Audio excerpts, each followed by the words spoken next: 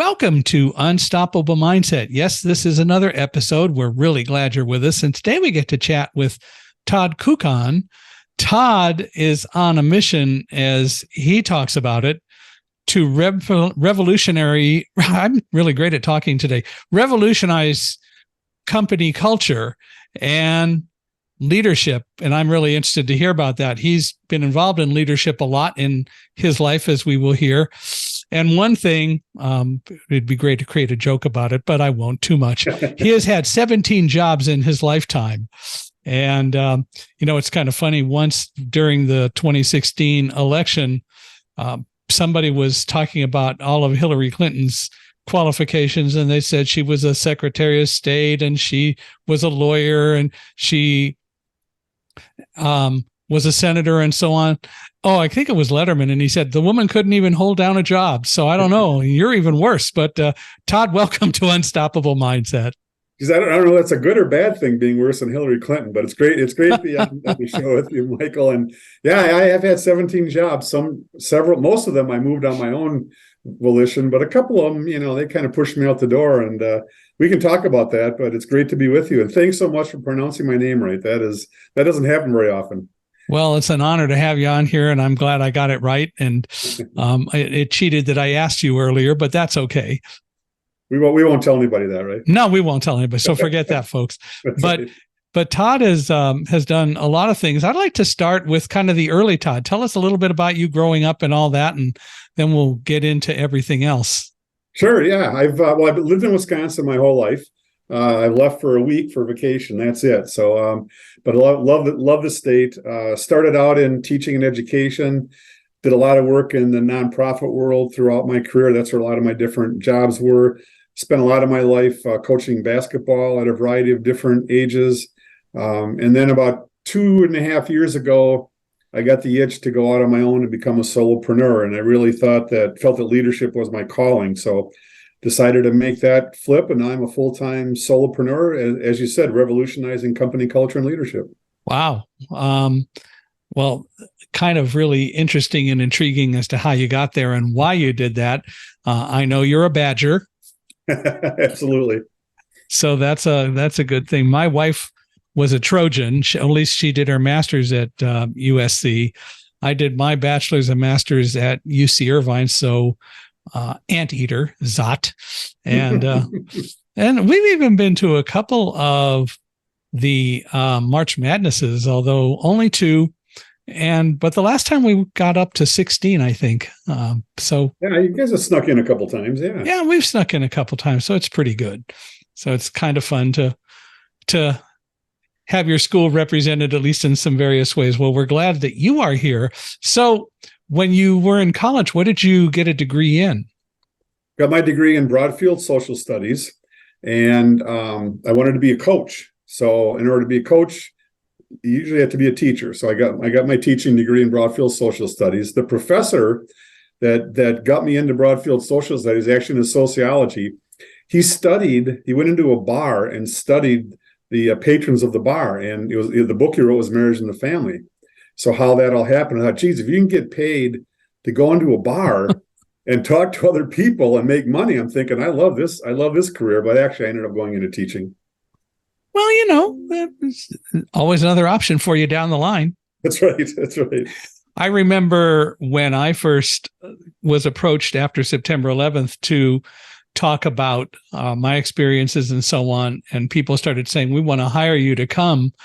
I thought, this is really interesting. People want to pay me just to come and talk. Why do I want to sell computer hardware? This is a whole lot more fun idea.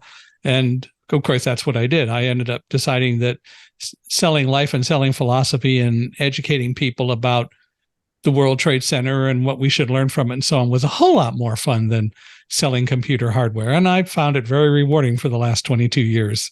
Well, it's sharing experiences like that, making an impact on people, helping them to kind of think through their lives, through your experiences in your life. And you can impact so many more people in that regard too when you're out speaking. That's what I enjoy about it too. Well, on the other hand, there is something to be said for going off and spending time in bars. Of course, I don't know what it would cost you to do that. I don't want to do it if I got paid. Yeah, paid more than you have to spend. Right, right. There are economic issues that go along with it, but that's okay. So what did you teach? I taught, so my first teaching job, I taught psychology, sociology, and history. I was always at least a half a day in front of the students, in front of, the textbook and all the work. It was quite a scramble that first year, but really enjoyed that.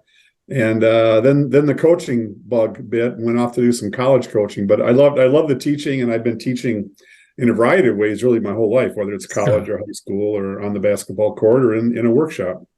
I got my secondary teaching credential while I was getting my master's in physics, and I had planned on going into teaching professionally, as it were.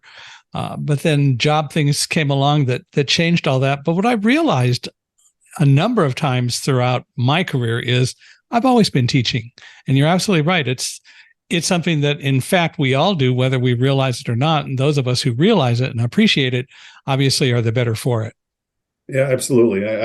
Whether I always feel I'm teaching if I'm on the basketball court or if I'm in the classroom or even a one-on-one conversation. You and I are learning from each other while we talk as well. So I think I think it's part of that servant leadership mentality too that people have, and giving back more than they receive, and trying to help others and impact them, like we said before. I think that's really important to do, and it's a good thing that you did it. So how long did you stay in teaching? I taught high school was two different stints, one 3-year stint, one 2-year stint. And then, as I said, I'd done some adjunct faculty work there's a couple different colleges in this area. There's a university here as well. So I've done some teaching for probably, 10, 15 years there as well, but not as a full-time profession. My full-time teaching was about 5 years, and that was a few years ago. And then what did you do? Then I coached college for a few years at University of Wisconsin-Platteville. Actually helped recruit the team that won their first national championship down there. They won 4 Division III national championships, so I was proud to be a part of that first one. And then I got into the nonprofit world, actually in athletics, doing fundraising, and then had a number of other jobs with Special Olympics, Children's Museum, United Way, Girl Scouts, a couple different universities doing fundraising and raising money for their programs. Wow. So you moved around. Yeah, usually, I had several different jobs in the Madison area, the capital city, of course. Right. And it got me around the state a little bit. Now we've actually been in Stevens Point here in central Wisconsin for almost 20 years. It'll be 20 years in June. So why is it that you chose, because clearly you did, to not stick with one job like a lot of people seem to like to be able to do and make that your whole career? Well, in most cases, it was a way to advance my career. The career I was in, there was somebody in the seat above me, and they were well established and they were doing a great job. And I saw some other opportunities. There were a couple times where I was pushed out the door, and now they're not here to defend themselves, but I would say a lot of it was due to culture. Yeah. And I like a culture where it's fun to go to work, and we have teams that are working together, and we communicate well, share information. Some of my supervisors were a little bit on the micromanagement, kind of the authoritarian leader, which I don't really have a lot of time for. So a couple of times it didn't work out for me, but typically it was a better opportunity or maybe an increase in title or salary. Well, and some of that's fair. So you sort of, in a sense, kept in the same career, just different kinds of jobs. Right. Yeah. In the nonprofit world with different programs. So same field, just different businesses, different opportunities. Yeah. Right. So when we talk about 17 jobs, we're abusing you a little bit, needless to say, but you brought it on. So you've got broad shoulders. Yeah, I can take it out. Yeah. Sometimes I will, once in a while I'll post, on social media about it. My wife kind of goes, "Why do you tell people that?" And I'm like, well, that's who I am. I mean, I want people to know that, you can certainly stay in a job for your entire career if that's what you choose, and maybe you move up within one organization, or you can move to different organizations and shift your career that way. And there were some really wonderful experiences, some great friendships that I've made that I still have to some degree. So for each person, it's different, right? How they're going to handle their career, how they're going to work their career. So that just worked best for me. Well, and that's fair. I've had a number of jobs through my career. I started out working in technology and did it for the National Federation of the Blind, helping to develop the Kurzweil reading machine that Ray Kurzweil developed back in the mid-1970s. Ray is an inventor and a futurist and created basically omnifont optical character recognition, which is great. But then, and I went to work for Ray after a project with the National Federation of the Blind and Ray together. But after about 8 months, suddenly I was called in and said, well, we got to lay you off because you're not a revenue producer and we've hired too many non-revenue producers, unless you want to go into sales. And so there I went. And for me, the issue was the unemployment rate always has been and continues to be really high for employable blind people. And it's because people think that we can't work. It has nothing to do with whether we really can or not. And people ignore our resumes. Well, you're blind. You can't do this. And so the result is that makes it a challenge. But I went into sales, and in a sense, just like teaching, in reality, most of us are selling all of our lives. And what we really need to do is to understand that concept and understand the value of it. Yeah, and look at it as a positive, because we think of the underhanded salesperson who tries to get a deal or something, or something under the rug. But yes, you're right. I'm married and I had to sell my wife, and I have to sell my kids and grandkids every day that I'm a decent dad and grandpa, and we're always selling ourselves or our business, and that's why I like leadership so much as well too, because that's about authentic way of selling yourself. Really is what leadership is about. Yeah. And a job interview is nothing but a sales presentation if you really look at it. Yep, absolutely. Well, so you got very involved in the whole idea and the whole concept of leadership. Tell us a little bit about that. Yeah, it was interesting. I was at the chamber, running a chamber of commerce here in central Wisconsin. A gentleman came in and said, Todd, we've got this program and we'd like to have the chamber promote it. I said, well, the challenge is you have to be a member in order for us to promote this kind of thing. That was our policy. And we figured out that if he would give us 6 tickets to the event, that was the value of a membership. So we decided to do that. And I was smart enough to take one of the tickets. I gave the other 5 away to volunteers and board members and things. Went to the event. It was a John Maxwell event called Live to Lead.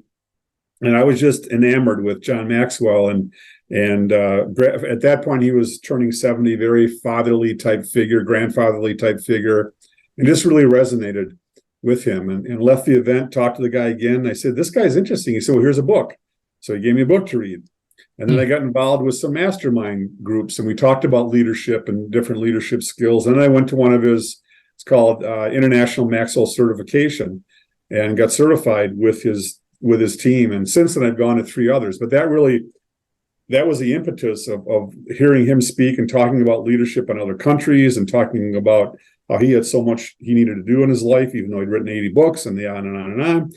And then from there, I just started building slowly a part-time leadership business, doing speaking and workshops, and then decided about 2 years ago that I wanted to do it full-time, and stepped away from probably one of the best jobs I had. What was the job that you had at the time? That was still with the chamber. The chamber. Uh-huh. Yeah, I actually was there for over 6 years, longest stint with any job. And but I just, you have a job, or you have a career, or you have a calling. And I felt my calling was working in the leadership and culture arena. I had a good career in the nonprofit world, including the chamber, but I felt my calling was really much like you, impacting people in a different way, and helping them avoid some of the pitfalls that I faced during my career. What do you think some of those pitfalls were? Well, I think it's the understanding of truly what leadership is. Some people think that, you get a title and that makes you a leader. Well, because you're president of an organization doesn't necessarily mean you're a good leader. It's a lot about relationships, authenticity, being vulnerable. And I think leaders sometimes feel they have to put up this artificial wall, this barrier between them and their employees, and either micromanage them on one extreme, or in some cases ignore them. So, Maxwell says leadership is influence, nothing more, nothing less.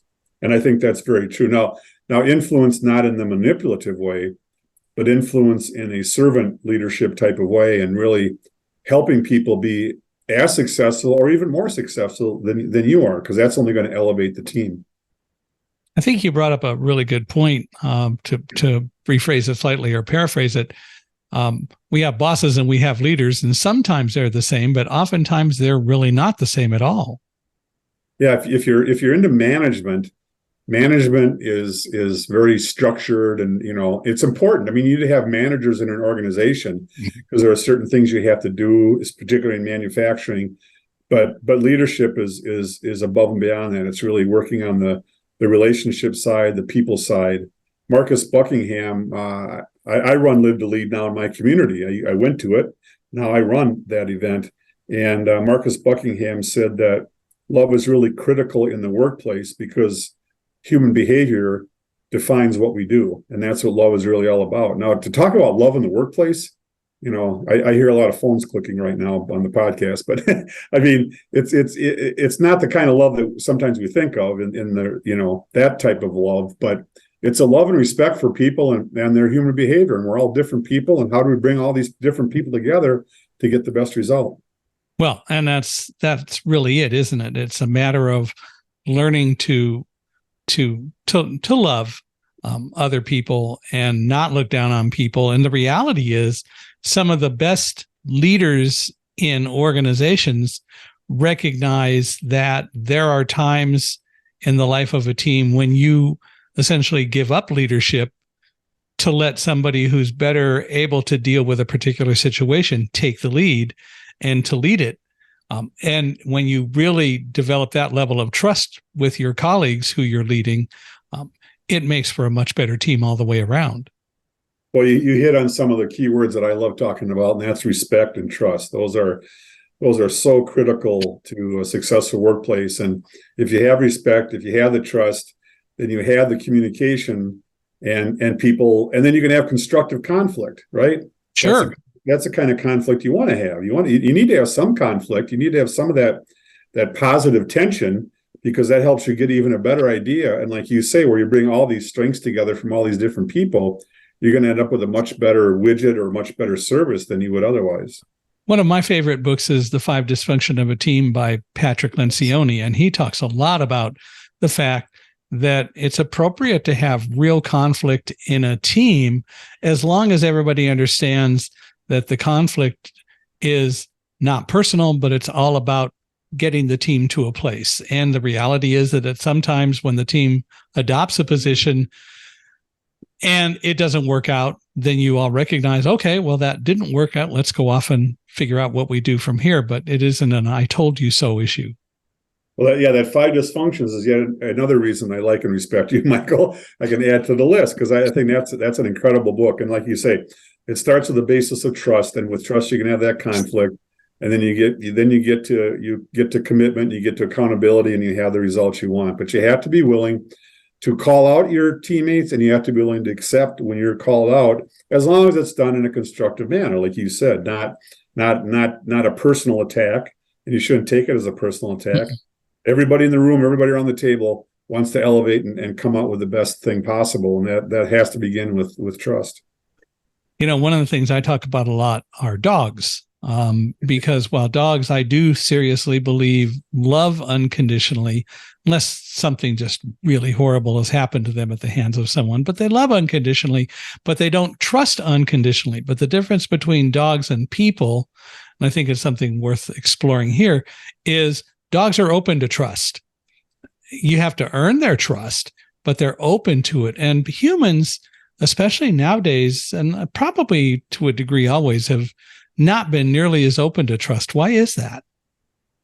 I think because people are different, which is really sad. It shouldn't be because people are different that we need to, like I walk into a room and I tend to give people, 99% trust until they do something or say something that would diminish that. But not everybody's built the same way, and sometimes their personalities get in the way of of trusting people, because maybe we've had an experience with somebody else, or worse, we've heard about something else, right?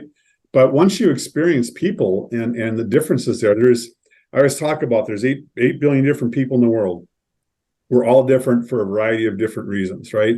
It's not all about what's on the exterior, the skin color or the age or the eyesight or the whatever the case might be. It's all sorts of different components. And if you look at kind of going on a rant here, Michael, but if you look at an iceberg, 10% of the iceberg is above the water. Yeah. You don't see the 90% that's below. And that's the same with people. That 90% that we don't see initially is really who the person is. And they have the same challenges and issues and opportunities and experiences and excitement that all of us do. And that's the part we need to get to that 90%. Sometimes we don't give people a chance, which is really unfortunate.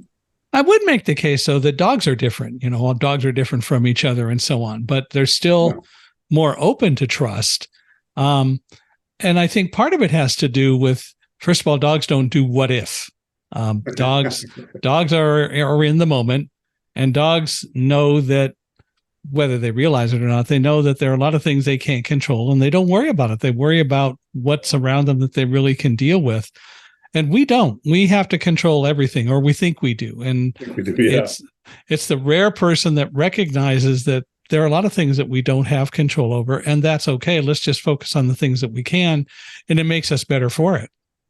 Yeah, because as I've matured, i.e. becoming older, I've really learned to let go of those things that I can't control. I think when you're younger, you think you can, and you want to try to control everything. And eventually along the way, at some point, hopefully you learn that, I can't control everything. And I really shouldn't spend a lot of time worrying about things that are outside of my control. I can think about them once in a while or listen to a show about them, but I want to focus on what I control. And there's so much you can control. But sometimes you lose sight of that. Yeah, there's a lot that we can control, but there's a whole lot that we can't. And if we focus on the things we have no control over, then we get all the more frustrated because we can't control them. Right, exactly. I mean, I have 4 daughters, my wife and I, and they're one is going to be graduating with her master's in May. The rest are all off in the work world, and sometimes, and I think it's part of maybe this is going to sound sexist, but part of being a mother and a female is she just has a different relationship and wants to try to she wants the best for them. But sometimes that best is maybe too controlling. And I'm fine with letting my daughters, make a mistake, not a serious mistake, of course, but I'm willing, let's let them make a mistake and let them learn. Just like with my grandson, I'll let him, do the same thing. Sometimes you have to let them bump up against that comfort zone a little bit and stretch it a little bit and maybe make a mistake so that they can grow and become better people. There are things about our world today that make it a lot more scary, and it's a lot harder, I think, for people to let children make mistakes because we got to keep an eye on them. There's just too many predators out there and all that. And I don't know, but I suspect that most people would probably make the case that we have more of that now than we used to. But at the same time, we do have to let kids grow. I was reading a New York Times article a couple of weeks ago that said that the one basic thing that we could do to help children more mature and more grow up to be better citizens in the world is to let them make mistakes and not shelter them all the time. Well, and the other thing too is my daughters and my grandson now have been involved with youth sports, with basketball, and you'll go to a tournament and there'll be 32 teams there and everybody gets a ribbon. Everybody wins. Well, I mean, that's really nice, but there's only so many different shades of orange you can make out of a ribbon.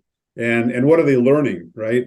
They you have the school of hard knocks, as you sometimes hear it said. I think you're right. You have to fail to succeed, and chasing failure will get you farther than chasing success because you can learn a lot more from failure. Now, obviously, there's a point to that, but basically, we need to teach our kids to take those risks. And my grandson will come over and pull out a bunch of wood and make a little bike jump, and I know it's not going to work quite right for him, but he's not going to hurt himself, but I let him fail because he'll figure out, okay, what's the right way to do it. So small example, but same thing, like you said, Michael, that let him take that risk, let him fail, get him out of their comfort zone.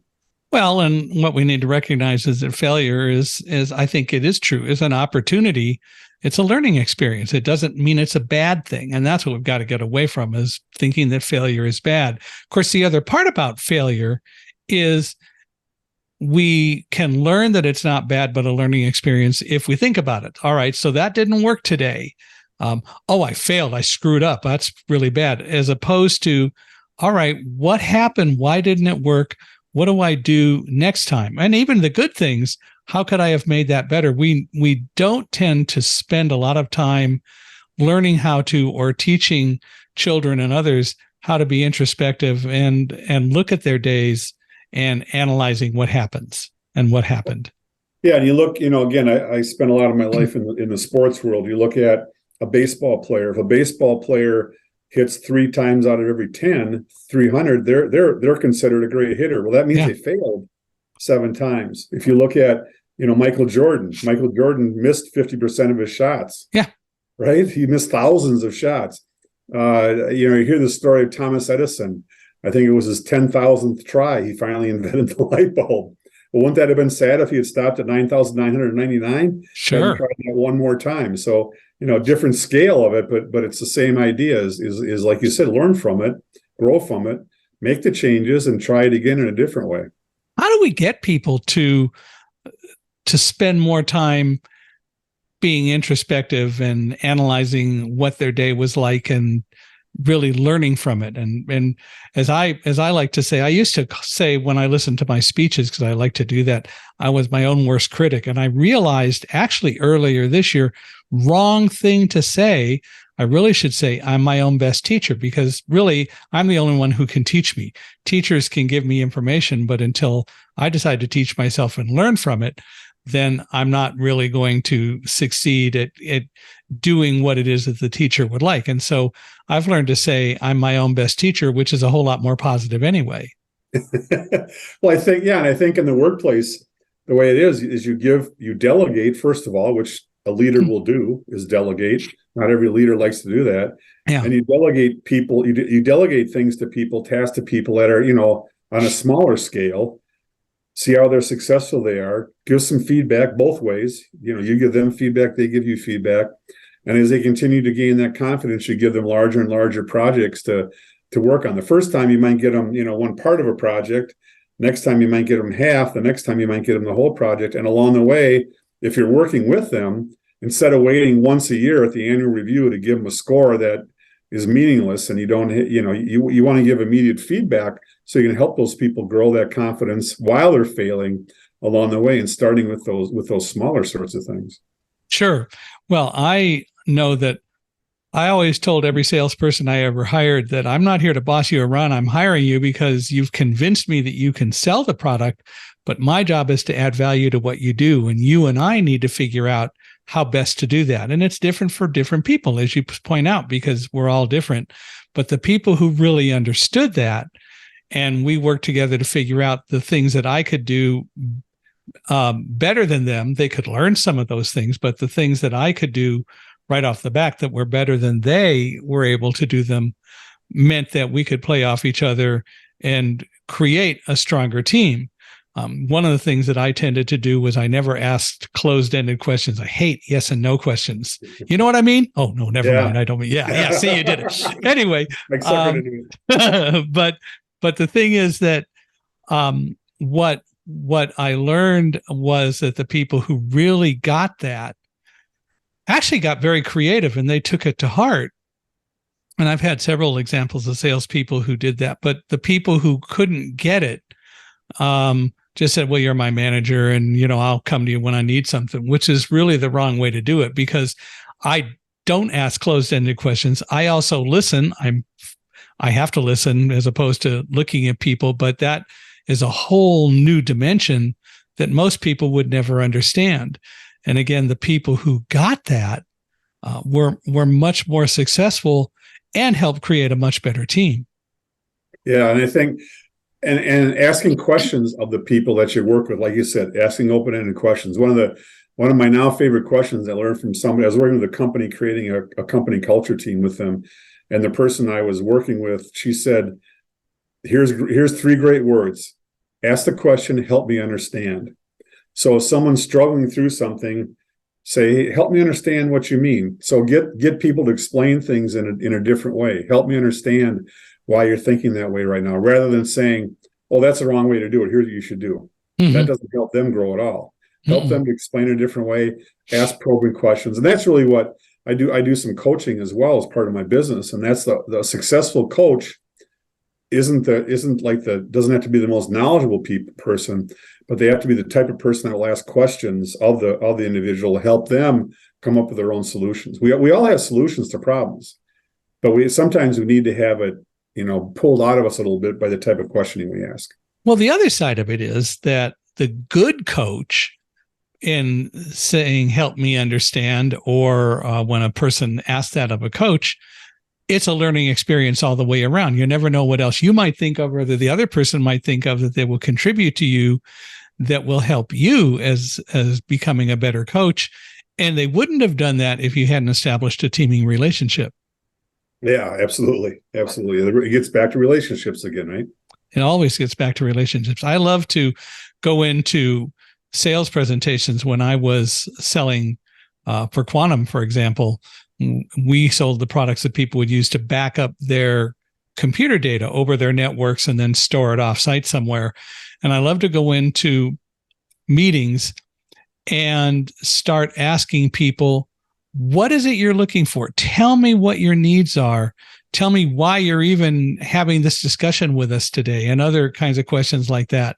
And I learned so much by doing that and going around a room and talking to people. And once you got them to talk, that I could learn pretty quickly whether our products were the best solution for them or not.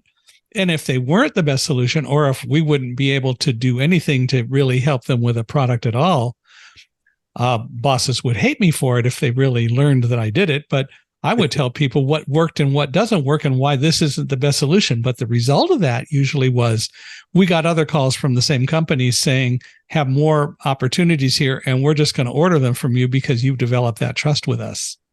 It gets back to that respect, right? We talked about before, respecting and trusting people. And I've done the same thing. I've been in situations where I've turned down business because I wasn't the best fit for them.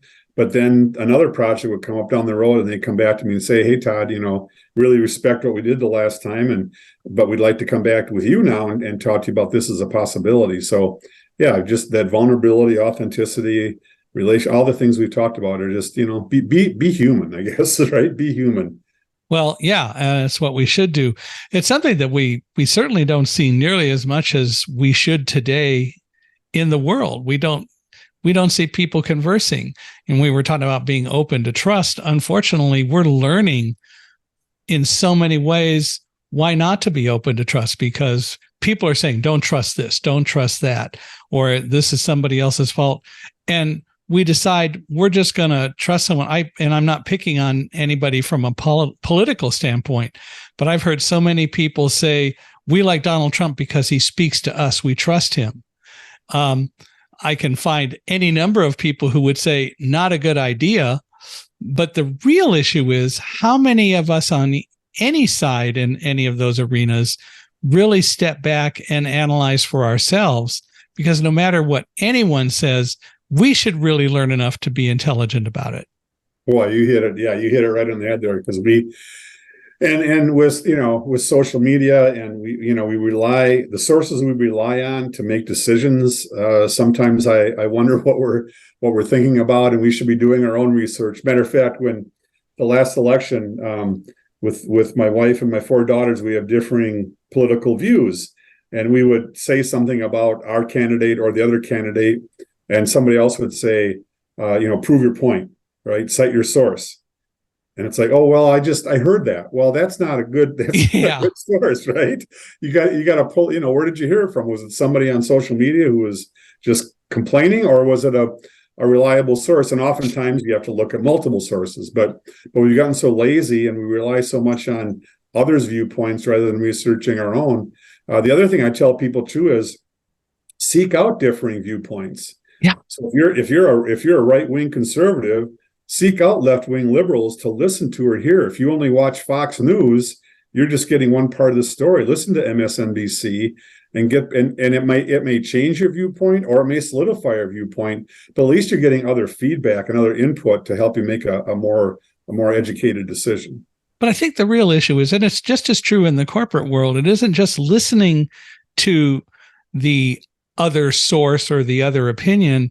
It's taking some time to analyze it.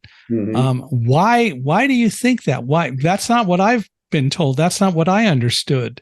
And you got to really need to look at that. But we've lost this art of conversation, which is one of the basic fundamentals of what hopefully makes us reasonably intelligent, is that we communicate with each other. But we've lost that. Yeah, and this is where dogs may win out, actually, because we've lost that communication.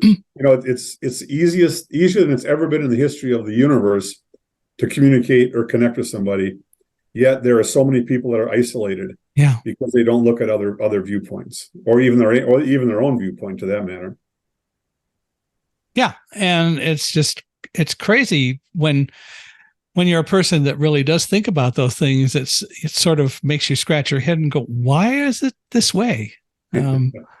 Which is another thing that we really need to understand if we're going to change it. Why are people behaving the way they are? Why is it that they're not conversing? And how do we address that kind of issue? So it's also part of what has to go into the whole mix. But you're right. We should be listening to all sides and truly making our own decision.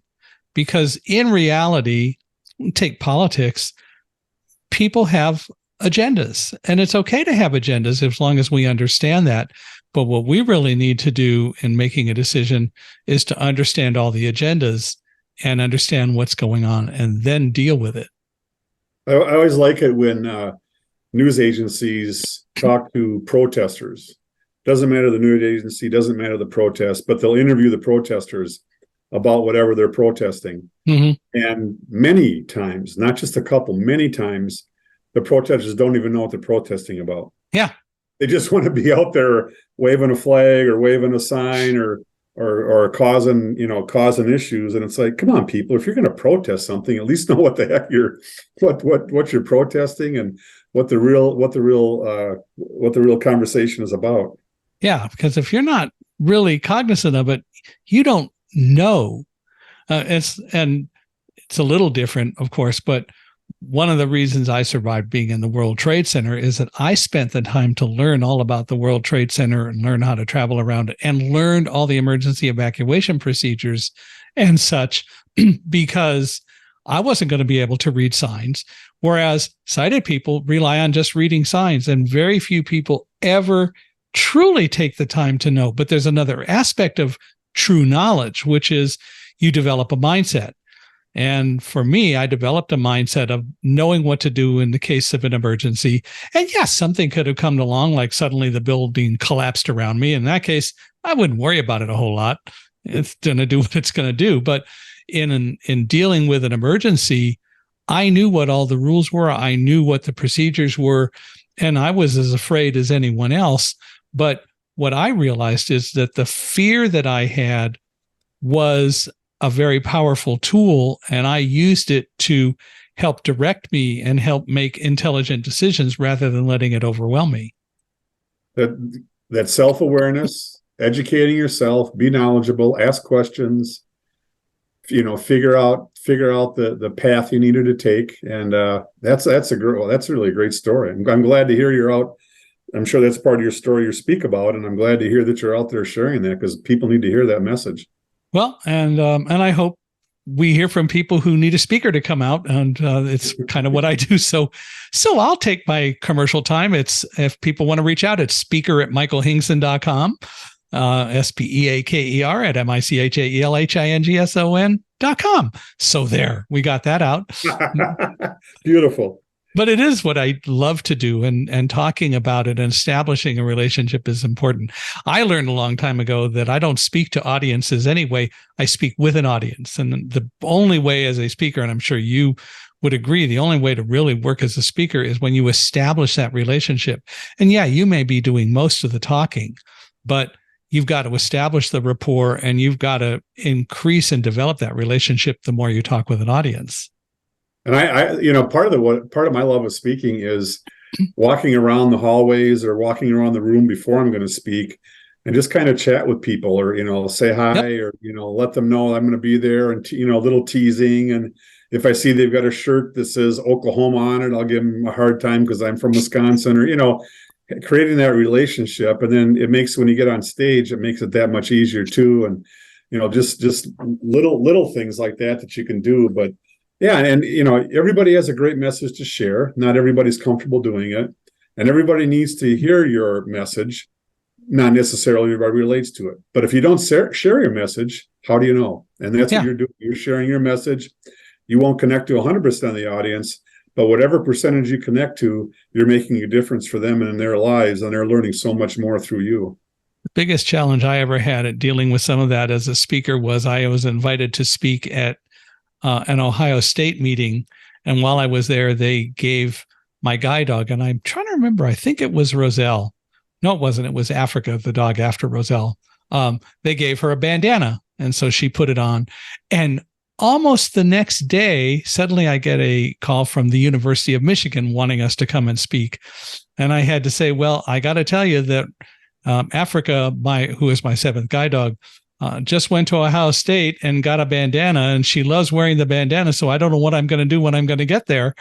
But then they gave me a bandana. So we did deal with it. You got it worked out. Yeah. Would really have been tough going to Michigan with an Ohio State bandana on a dog. Would have created some conversation though, but yeah, it would have been it would have. Well, actually, I did take it with me, and just to prove that we had it. So it was fair. There you go. That's right. You want to be upfront. Yeah. So it worked out pretty well. But it really is a lot of fun to interact with people and get them to recognize that there's a lot of value in true communication and to true trust. So it's kind of fun to do. And I just wish more people would recognize the value of making that happen. Yeah, you're absolutely right. And that's, you have to have those conversations. You have to have that communication, and so many great things can develop from that, including respect and trust and all the other things we've talked about. So why are you on such a mission to revolutionize culture and leadership? I see what it can do in organizations. The organizations that I personally worked with and for, and the organizations that I've spoken with or worked with. I've seen the changes. I've seen people, not that shedding tears is a measurement, but I've seen people shed tears in workshops that I've done. I see the engagement when I'm up in front of an audience speaking. You can feel that. You can feel that in the room. You can feel the mood and the attitude. And I love impacting people. I know how I was impacted. I talked about Live to Lead with John Maxwell. I was impacted with him speaking. And while I'm not a John Maxwell yet, I would say that that's the same kind of impact I want to make. I want to add more value to people than I receive. And I can do that through speaking and coaching and workshops. Faith is an important part of my life as well. So for all those reasons, I love getting out and helping people in that particular way. Well, and I'd rather that you be a Todd Kuckkahn than a John Maxwell, because you are different, so that's it's right. Fair. You don't want to be the exact same thing. Well, this brings up an interesting thought that just popped in. If you had one place in the world where you could speak, what would it be? Wow. It would have to be someplace warm, by the ocean, kind of extravagant. I was talking to a guy. There may be an opportunity for me to go to Dubai. Now, I don't know if I want to go to that part of the world right now, but maybe Sydney, Australia, or I would even take San Diego. I actually just applied for a speaking gig in San Diego. That's a place in the U.S. I've always wanted to go to, but I want to go to a spot where I normally wouldn't go to. But it would help if it's warm and if there's ocean currents around, and even though it's 61 today in Wisconsin, typically this time of year it's not. So if I can get to a warm place and speak to large groups, that's what I love to do. So I'm not too picky, Michael. Well, it's only 63 in San Diego right now. So, but having lived in Vista, which is about 35 miles north of San Diego, I am still of the opinion that San Diego has the best weather in the country. I think or in the world, for that matter, Yeah. because it's so temperate. I wouldn't mind going to Australia. That would be fun. I've been to New Zealand and loved it. Would love to go back, but I haven't been to Australia yet, and I'd like to do that. Someplace unique like that would be fun. Yeah. I don't know. I think it would be fun to be able to stand up before Congress and lecture them for a while and see if we could break through. I think that'd be a lot of fun. I'd love to have an hour to sit down with 5 Republicans and 5 Democrats and just, knock some heads around and, whatever needs to happen there. But there's something there. Everybody has common ground, even, the differences we've talked about. I remember a state legislator would talk about, this was many years ago, they would get on the floor of the Senate and they would yell and scream and holler and argue and fight, and not fight, but fight, for what they believed in. And then the session would be done. They'd go across the street to the bar, have a beer, and, have something to eat before they went in for the night, right? The same people. And we've lost that because people are so sensitive about their viewpoints. We have lost a lot of that. And there's a reputation that they had that Tip O'Neill and Ronald Reagan could work together, and they did compromise a lot of things over the years. And I remember once hearing at least the story, whether it's true or not, that they were talking about something, the two of them, Reagan and O'Neill. And I met Tip O'Neill. I had the opportunity to take some people from the National Federation of the Blind there during one of our Washington seminars, and we spent time with him. And so I appreciate the charisma and the kind of a guy that he was, having been able to interact with him firsthand. But one of the things that I heard as a story once, that they were arguing, and then suddenly Reagan said to O'Neill, I wish it were 4:00 right now. And O'Neill said, why? And he said, because then we could stop and we could just go off and have a drink together. And I see no reason why that didn't really occur. They were clearly from opposite sides, but they knew how to converse, and they may not agree on everything, but they also both recognized that they may not like decisions, but they had to come to consensus for the benefit of the country. And I don't see anyone doing that anymore in the whole, or very few people doing it in the whole political structure of things. And too many companies are the same way. It's, again, the difference between being a boss and being a leader. It's my way or the highway. Well, it's not, or shouldn't be, your way or the highway. Yeah, you stole my exact thought there. The same thing takes place in the company, and you have to figure out, everybody has this different personality. I do a lot of work with DISC assessments, and it shows how people's personalities are different. And when you respect those people's differences and focus on people's strengths, so much more can happen. And that's true in Congress. So if you ever get the opportunity, let's you and I go in there together, and we'll take care of business. Works for me. I'll bet we could have a lot of fun, and maybe hit them upside the head and make them think a little bit differently than they do. Yeah, exactly. I like that. It's just crazy. Well, we'll have to figure out a way to do it. Well, likewise, if you ever get the opportunity, let me know. I want to go along. I want you at my side. Absolutely. I will take my current guide dog Alamo, and he'll go in and deal with him. In 2016, we were at a library, an event sponsored by a library in Ohio. And so it was me and my guide dog Africa. And about a week before, and we had planned this event months in advance, but about a week before, suddenly Donald Trump decides he's going to come to the same town and hold an event. So I started spreading the rumor that clearly what Trump was trying to do was to steal my audience. And when we got there, it was still standing room only. No one left. No one went to apparently his rally, which was literally like 3 blocks away. But I had to have some fun with it. So when I got up to speak, the first thing I said is, I want you to know that this is an important night, because I'm here to announce that Africa, my guide dog, is running for president of the United States and brings a nose to the ground kind of politics to the whole arena that no other candidate provides.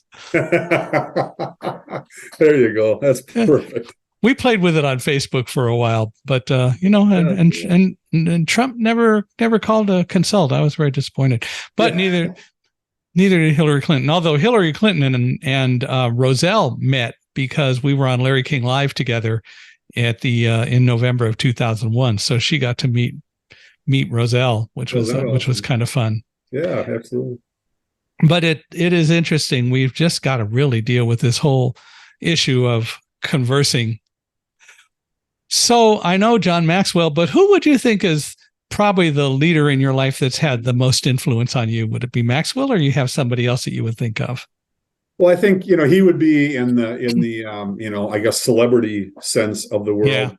The gentleman who came into the chamber office to talk to me about Live to Lead that I mentioned before, that kind of got me down that journey, would probably be of the regular human being nature, the non-celebrity. He's had a lot of influence on me in both my leadership journey and a lot of other my journeys as well. He's one of those people that will sit down and have lunch. He's traveling a lot, seeing his family, but sitting down, having conversations about really anything in our life is open, or our family, or our faith, or our businesses, or whatever, and just and he's that true leader, true servant leader. He's so giving. He helps me with the Live to Lead event that I now run, and doesn't ask for anything. I still give him some things, but he's not out there with his hand out. He wants to help people like you and I do as well. And that's I continually strive to be that kind of person as well. That's cool. And that's the kind of person that's always good to emulate. And I understand exactly what you're saying, which really makes a lot of sense. Well, you have become certified in diversity, equity, and inclusion. Why is that important to you? And tell me a little bit more about that. Well, I want to continually learn ways to bring people around the table.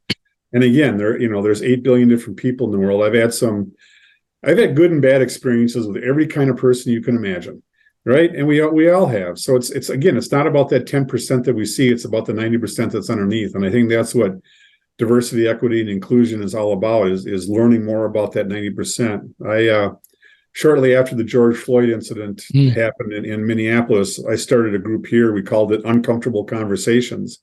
And it was a group of community leaders and trying to figure out what could we do in our community to help in the area of diversity, equity, and inclusion. And that kind of, I think at that point I'd already received my certification, but I'm a sponge. I like to soak in the knowledge. And that was part of why I felt it was important. Just helping to understand more different types of people is only going to help me in my career and what I do.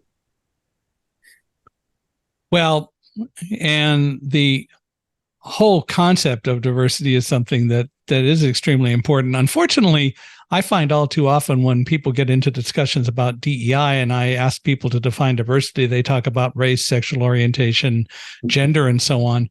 What they don't talk about ever is disabilities.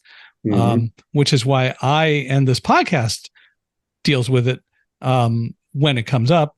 It's Unstoppable Mindset, where inclusion, diversity, and the unexpected meet, because you can't be inclusive unless you're really going to include everyone. And that means you have to really deal with disabilities. And it's just so unfortunate that so many times when we talk about diversity, the whole world of disabilities is not included. And I'm sure a lot of it has to do with fear, because we're afraid, somebody's going to, I might be like that someday and I can't do anything if that happens. And we aren't really working to develop a better mindset and a better understanding that a disability doesn't mean a lack of ability. And you mentioned Thomas Edison, and I've said it here before, every person on this planet has a disability. And for most of you, it's light dependence. And Thomas Edison came along and invented the light bulb to give you light on demand to cover up your disability, but it doesn't mean that it still isn't there. I love that. That's a great way to look at it. And I think we all have weaknesses, and all those weaknesses come out, expose themselves are very different. Some are internal, some are external, but we also have equal or better strengths as well. And that's what we need to focus on with inclusion, is bringing those strengths together for people to come up with a better and more a better solution, not a more better solution, but a better solution. And the more diverse the ideas are, the better solution we're going to come up with. Sometimes you hear organizations have these, employee resource groups or whatever they're called, and they're a certain, race or gender.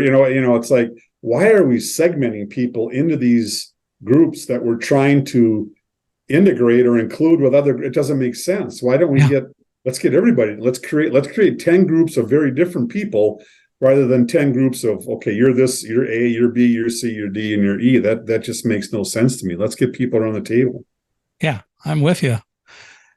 Well, if you have one thing you'd like people to take away from our time here today, what would it be? Well, it would be work on trust. Trust is my number one core value. You and I have talked about how important trust is in life and in the workplace and in government.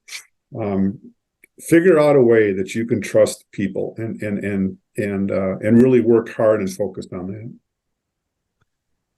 Can't do any better than that. Well, if people would like to reach out to you and learn more or engage you in some way, how would they do that? I'm very active on LinkedIn and Facebook. I've got my own website. If you do Todd Kuckkahn, TODD, KUCKKAHN, toddkuckkahn.com. You'll find my website. If you do Todd at toddkuckkahn.com, you'll find my email. And I would love to have the opportunity to talk to all of your listeners if I can. I know that might not happen, but always love to chat about topics like this. All right, everyone, let's invade Todd's email. Bury me an email. I'd love it. Yeah, bury him an email. Well, cool. Well, it has been so much fun having you on here. We should do it again and come up with more things to talk about. But I really appreciate you being here, and I appreciate you listening to us out there. Love to hear your comments. Please email me. You can reach me at michaelhi@accessibe.com. Accessibe is ACCESSIBE. So Michael, MICHAELHI @accessibe.com. Or go to our podcast page, www.michaelhinkson.com/podcast. And Michael Hinkson is MICHAELHINGSON. So go to michaelhinkson.com/podcast. Love to hear from you. Please give us a 5-star rating wherever you are listening to us today. We value your ratings, especially love the 5-star ratings, but we will take any that you want to give us. But if you can't make them 5-star, that's all the better. And please give us your comments and your thoughts. And I mentioned it again, but I'll say it. I mentioned it earlier, but I'll say it again. I travel and speak. So if you'd like to learn more about that, feel free to give me an email at speaker@michaelhinkson.com. And again, one more time, Todd, we really appreciate you being here and taking the time to chat with us today. Well, Michael, thanks so much, and blessings to you. And I hope you get inundated with emails and calls and contacts to come out and speak, because I haven't heard you speak other than on the podcast, but you are awesome. So thanks so much for having me.